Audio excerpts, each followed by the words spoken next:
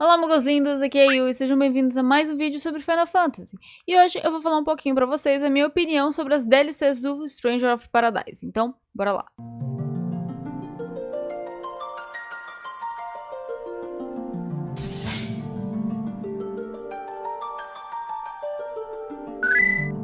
Antes de eu começar essa review, eu queria dar um alerta que pode ter alguns spoilers referentes ao jogo base. Não vou dar spoilers sobre as DLCs em si, se você assistiu os trailers, mas se você não jogou o jogo base, eu recomendo só a resenha do jogo base. Se você quer saber a minha opinião sobre o Stranger of Paradise sem entrar em aspectos de DLCs, eu já fiz uma resenha sobre ele aqui no canal e eu vou deixar o link para o site aqui na descrição.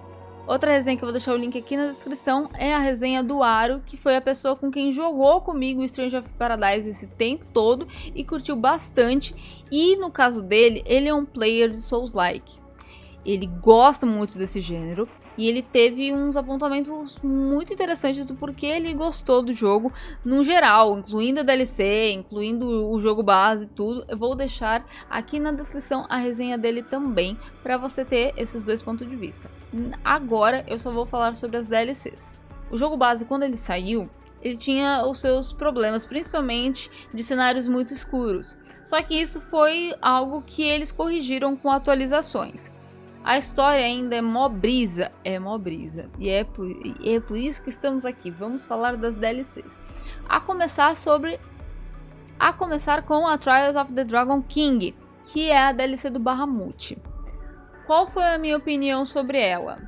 Eu fui a player que não quis jogar no hard. Quando terminei de fechar, liberou o modo Chaos. E aí eu tive que rejogar o jogo no modo Chaos para jogar no modo Bahamut. Isso me incomodou pra um caramba. Você pode ir direto pra DLC do Bahamut, você vai lá, libera a quest, faz a historinha lá, libera o modo Bahamut, a dificuldade Bahamut, e você pode seguir nela. A questão é que, seguindo direto pra ela, o jogo assumiu que você passou pela dificuldade Chaos, que é uma abaixo dela. Então você já está mais equipado, você já está mais upado, e que não é o que aconteceu. Porém, tem meios de você upar rápido e conseguir equipamentos de forma mais rápida, como foi o que eu fiz com o Kaká e com a Keiko, onde a gente ativava todas as coisas, as dificuldades no máximo, para ganhar mais recompensas. E a gente escolhia uma missão, uma side mission na verdade, que ela era bem simples. Ela era aquela do mapa do Final Fantasy XII e o único objetivo era você encontrar um tridente em algum baú. Sendo que tinham alguns locais específicos, depois que você faz muitas vezes, você já sabe esses possíveis locais onde você pode pegar este baú.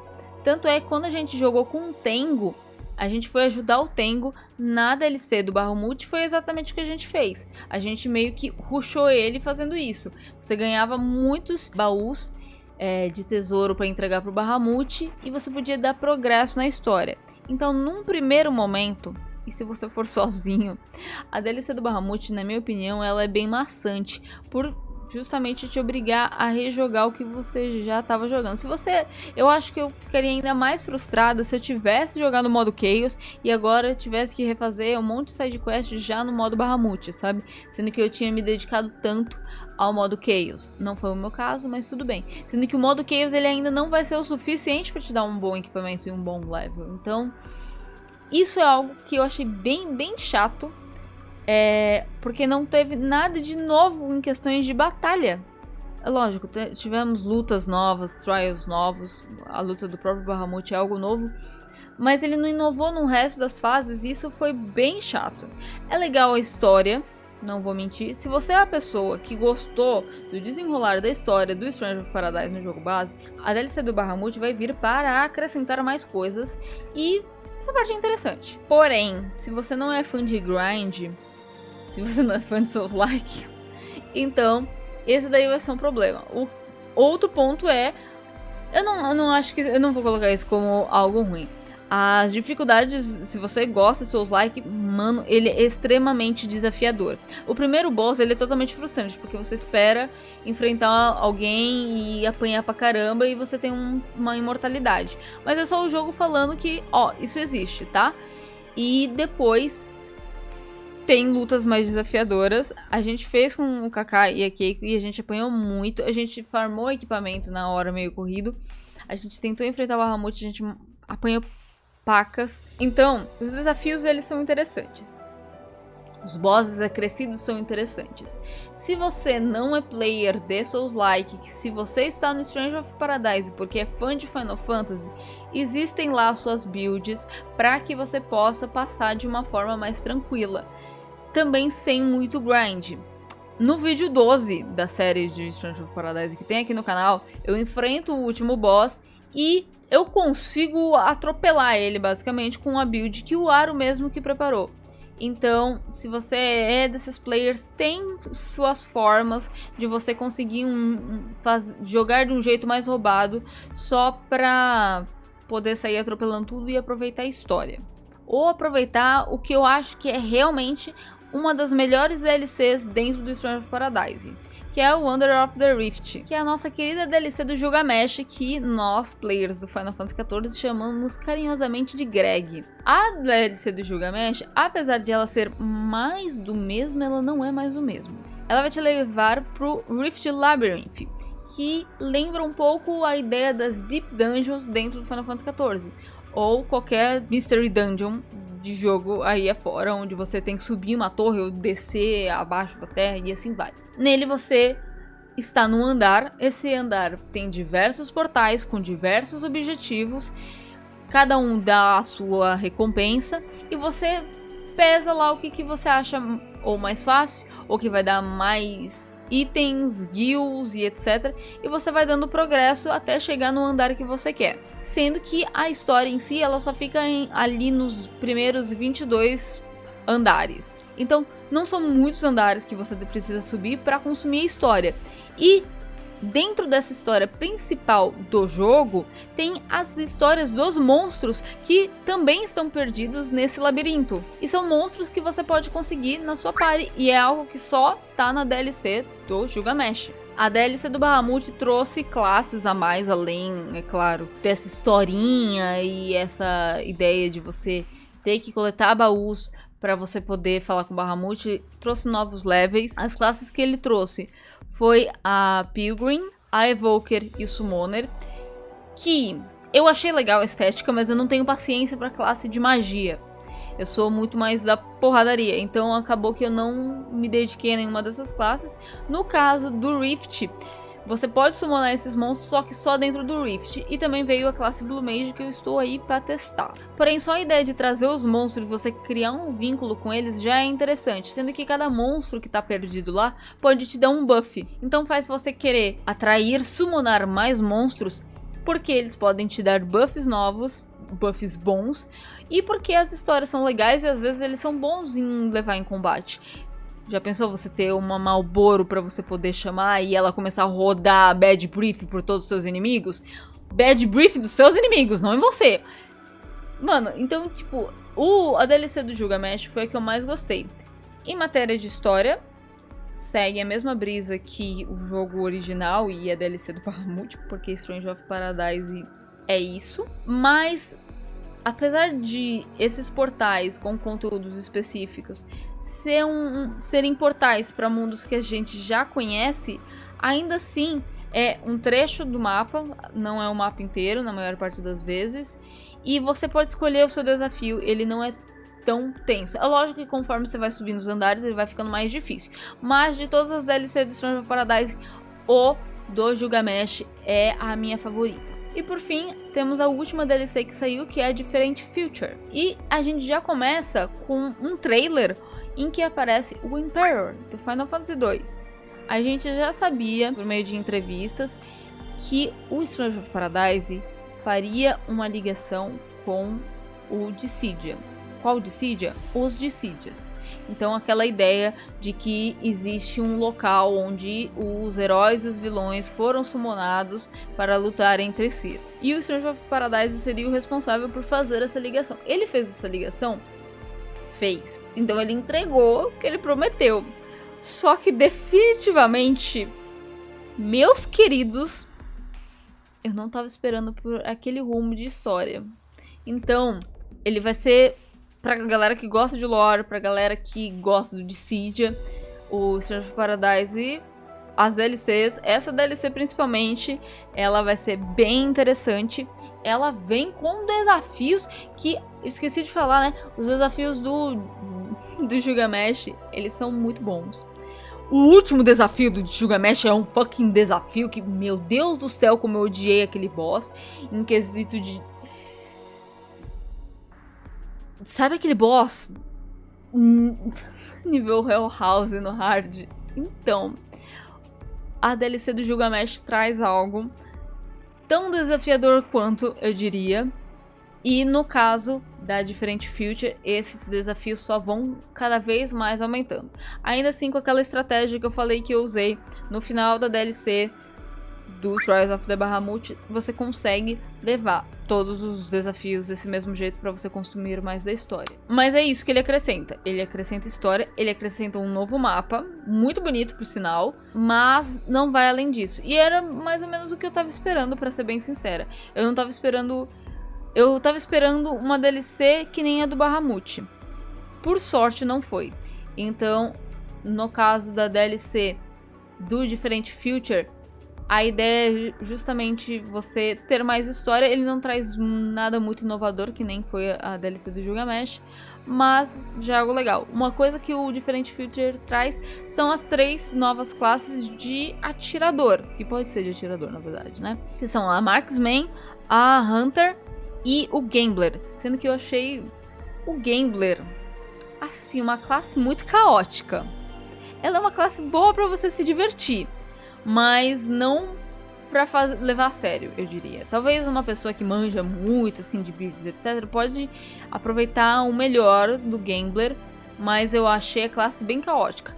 Gambler é uma classe que já existe em Final Fantasy, só que ela não é muito frequente em Final Fantasy. Tanto é que o único personagem que me vem à cabeça que é Gambler é o Setzer, do Final Fantasy VI. E o Gambler, ele é um apostador.